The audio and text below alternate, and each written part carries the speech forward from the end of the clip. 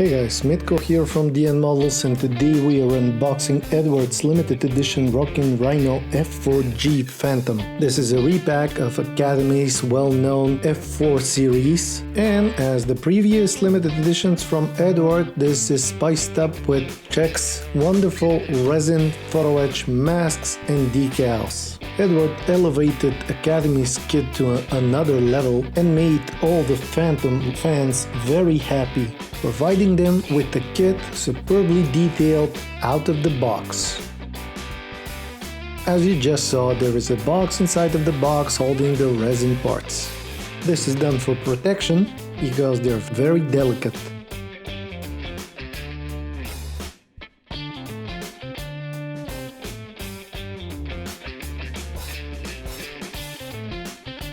We have nozzles, seats, wheels,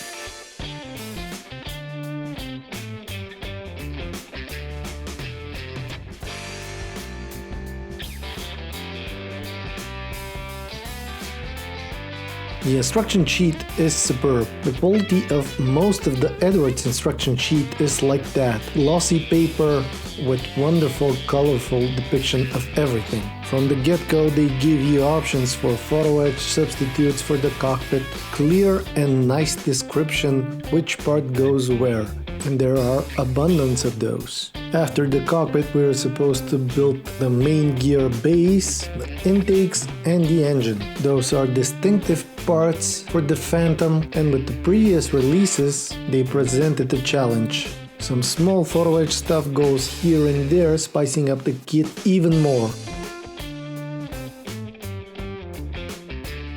Next is the seat, which is an option as a resin part as well as a plastic one. There are mirrors on the canopy as well as the ladder for the pilots. Cleverly, Eduard added a description of the proper armament because most of the modelers tend to overdo it, attaching every bit possible. Several camo schemes are available, Marines and Navy, starting with USS Forrestal based Warlords Phantom. Then we have a yellow tail for Silver Kings from USS Constellation in 1973, and one from VF-114 Aardworks from Kitty Hawk in 1971. Next are Death Angels and the Evaluator's famous Black Bunny Phantom. Then follows the Phantom Builder's Nightmare, the technical decals, and we have tens of those on the upper and the lower part of the bird. It is doable with patience and time. The other way around that, of course, is to skip some of them. First sprues I'm gonna show you are holding the parts, some of which are not to be used, like the engines, the cockpit deck, and even though for the deck there is a substitute from photo etch and there is a resin one for the engines, those are pretty nicely detailed. You can use those, of course, but the resin ones, as you will see shortly, are a bit better. The tail parts are cleverly molded into one piece because they're supposed to be metal ones, and the seams will be a problem. On the other hand, there is some flash, but this is repairable easily. The cockpit deck, in my opinion, is pretty much the same quality as photo etch parts that Eduard gave us. However, using them will be pretty easy, presenting to the viewer the proper appearance of the instruments. Next row is one with the wheels and the seats. The wheels are pretty much useless, especially with the resin substitute here. However, the seats are nice and they can be done from plastic instead of resin if you don't want to deal with resin parts. Next are some of the pylons and stabilizers, horizontal and vertical fin. The first moment I saw them, the quality of the detail struck me. They are wonderfully depicted, all the rivets and the lines are there, no major problems, wonderful job from Academy, and even better one from Eduard repacking this bird. The pylons are also wonderful. Next is some of the armament, some small parts, a pilot, fuel tanks, and minor details. Even though I'm not a fan of the pilots from plastic, this one is depicted pretty nice. All of the parts are detailed with precision and delicacy. There are a few minor details which are so small that they might present a challenge removing them from the sprue. This is the price of precision, however.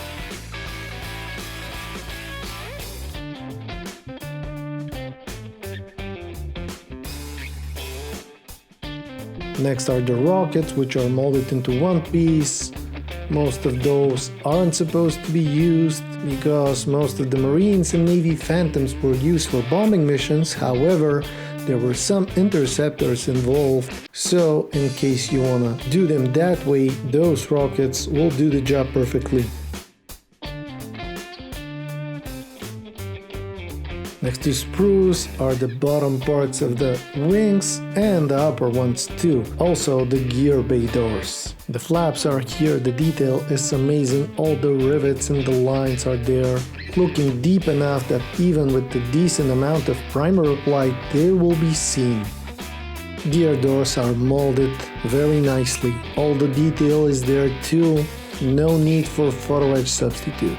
Upper part of the wing has some plastic defects, but on the other hand, all the curves are there, they're wonderfully molded, and the detail is superb from whatever point you're looking at them. Next are the intakes, another plastic guy, some small details, gear parts, bottom part of the front fuselage, and some pods.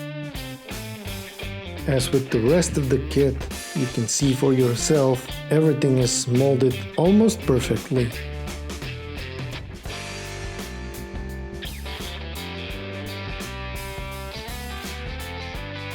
The plastic figurine is nice too. Next is the sprue, which holds the cockpit bay, the side of the intakes, the inner part of the intakes as well. And it's important to add that intake was an issue with the other brand's Phantoms, and Academy and Eduard resolved this problem, molding the proper dimensions and shape. Two types of noses for two types of aircraft available. And wonderful depiction of the intake.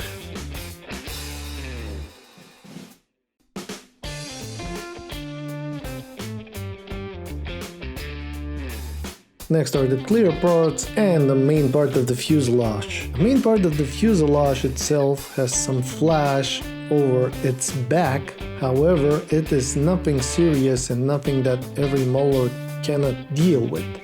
On the other hand, the rivets are wonderful, the lines too, maybe a bit too wide, but nothing serious. Clear parts are very clear, the rivets are there too, and the only thing you gotta be careful of is removing them from the sprue.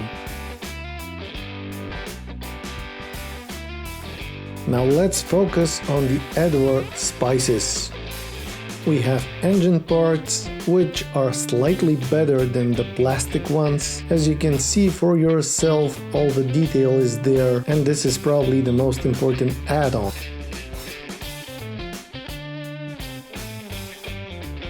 On the other hand, the best one for sure are the wheels. They are immaculate.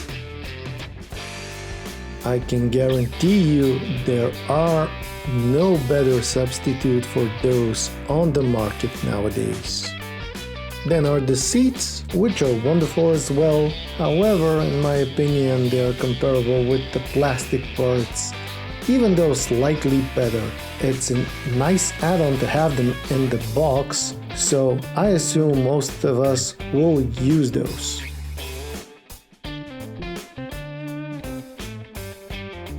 Then we have two photo etch sheets, masks, and clear parts for the head-up display. Photo etch sheet is perfect, as you might expect from Eduard, who are professionals, especially when it comes down to photo etch. The cockpit, it's divided into layers, providing you with the opportunity to create a 3D appearance of the 2D photo etch sheet. As you can see, there is already 3D. Then we have clear plastic parts for the head-up display and the well-known Eduard mask, which feature the wheels mask as well as the canopy ones. Now on to the decals, the most challenging part of the build. We have 2 sheets of those.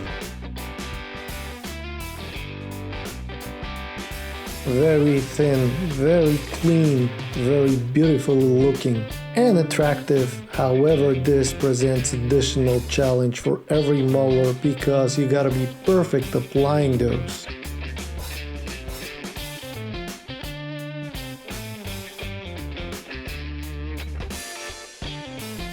As you can see for yourself, there is plenty of colors, so you can choose how exactly do you want your phantom to appear.